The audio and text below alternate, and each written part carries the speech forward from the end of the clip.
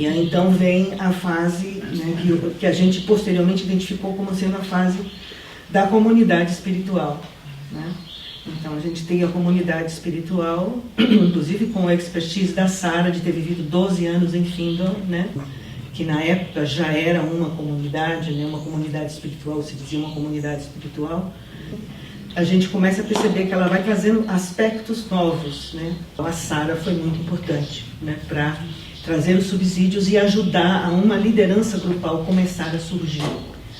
E isso também coincide, ou seja, na passagem dessas fases, o Trigueirinho deixa Nazaré, ele sai de Nazaré, e eu diria que a comunidade espiritual foi um laboratório para a gente ir descobrindo, né, por conta própria, como seria essa liderança, né, grupal.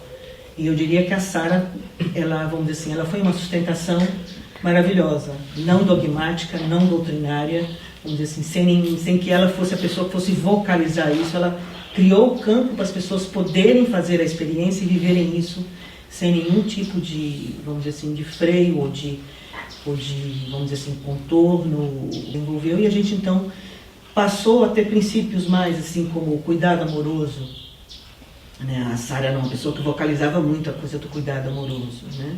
O cuidado com a natureza, assim, né? Gradativamente a Sara, vamos dizer assim, ela começa a demonstrar que vai sair, né? Nazaré vai se esvaziando, vamos dizer assim, vai se esvaziando da residência, ou seja, foi diminuindo assim a aproximação das pessoas querendo experimentar isso, né? E a gente então foi começando assim a esvaziar vamos dizer assim, essa experiência, apesar de que foi momentos assim que vieram pessoas, ficou mais vazio, mas a gente teve pessoas incríveis assim que vieram nesse período e que muitas vezes assumiam, né, uma responsabilidade enorme de estar. Até que veio a fase que a gente chama de centro de vivências, né?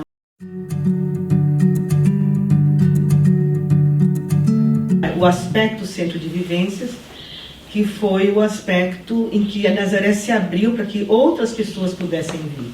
Porque até então era só os residentes, né, as pessoas que residiam aqui, que propunham os trabalhos, voltados para a natureza, para a horta, para os jardins, para a padaria, para a cozinha, né, para a organização das casas, ou seja, as pessoas vinham, né, para experimentar os princípios, apesar de que nessa época a gente não tinha nomeado ainda, não tinha o nome dos princípios como atualmente eles estão claros e definidos, né? As pessoas vinham para fazer essas experiências, né? E os princípios surgiram no final da comunidade espiritual com o centro de vivência, que foi quando a gente começou a escrever a nossa história. Então a gente começou a colocar no papel o que a gente já vivia desde o início, né? E a gente fez o primeiro estatuto do Centro de Vivência em Nazaré. Esse foi o nosso primeiro documento. A partir daí a gente começou a escrever, né? E no início da Uniluz, quando nós nos reunimos para estabelecer o que é que a gente quer chamar de Nazaré Universidade da Luz, houve um grande grupo de pessoas que a gente se reunia, a gente refez o estatuto, né? Então nós atualizamos o estatuto para essa nova fase e escrevemos também o regimento, né, que existe, esse regimento, quem tiver interesse nós temos. Né? Nesse regimento a gente estabeleceu, né, uma série de coisas que serviam para aquele momento, mas também para o futuro.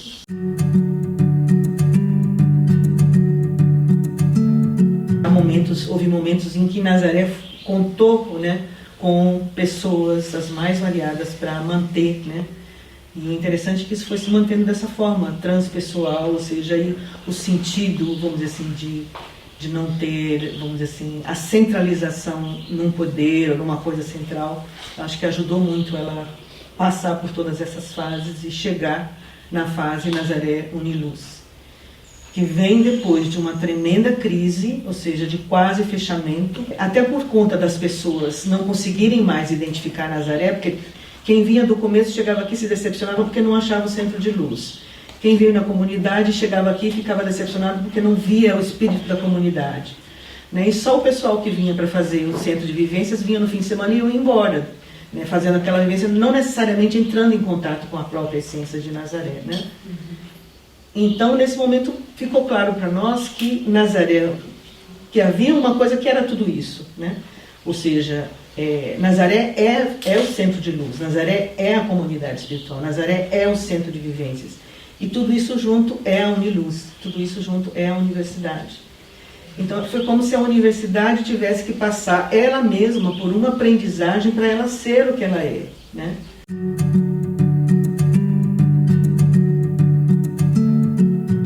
Eu acho que o que nos traz a Nazaré, o que nos motiva a chegar a Nazaré é sempre uma busca.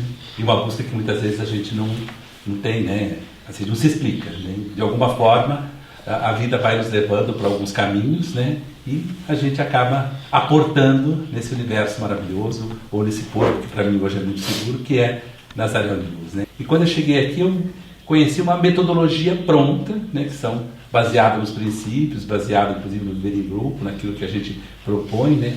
Essa questão, essa metodologia que Nazaré tem hoje, né? De você silenciar, de você ter um ritmo, e isso passou a fazer parte do meu ser. Eu passei a levar isso para os espaços onde eu atuei e atuo como educador, né? Eu acho que ela simplificou muito, né? Acho que esse princípio da simplicidade que Nazaré propõe, para a minha vida pessoal, ele é extremamente importante, né? Assim, de simplificar a minha mente, simplificar as minhas emoções, de não complicar, né? De me relacionar com tudo de uma forma simples, leve. Acho que isso, assim, de me despojar de dogmas, né? Que não existe fragmentação, né? Que, assim, a gente faz parte de um grande todo. Isso para mim foi muito, assim, intenso e muito valioso. O grande barato aqui é a gente aprender com cada um que chega e cada um que está aqui. Assim, a convivência, o estar junto, traz uma riqueza de transformação muito grande. Eu acho que acelera qualquer processo de egoísmo e individualismo. Não que eu tenha chegado a esse ponto, mas ele favorece uma abertura de aprendizado. E aqui é constante a mudança. E isso eu acho que dá uma boa acelerada no processo de caminhada de cada um. É desafiante? É. Tem momentos que é extremamente desafiante. Mas eu acho que a riqueza está muito na convivência. De alguma forma, eu acho que existe algo aqui manifestado, né, que desperta algo que a gente já tem.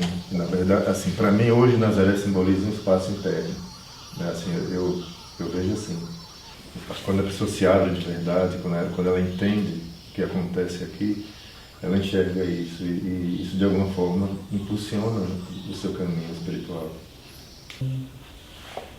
Estar aqui tem sido sempre uma experiência de estar perto de pessoas e eu acho que é uma contínua ampliação da consciência, da própria consciência. Uma experiência de estar sempre aberto a aprender e a descobrir. Da minha parte, eu pessoalmente vejo uma Nazaré mais madura, vejo uma Nazaré viva, vejo uma Nazaré com possibilidades de ter uma continuidade, mas eu diria que nós estamos no laboratório, continuamos, vamos dizer assim, procurando esse tipo de desenvolvimento.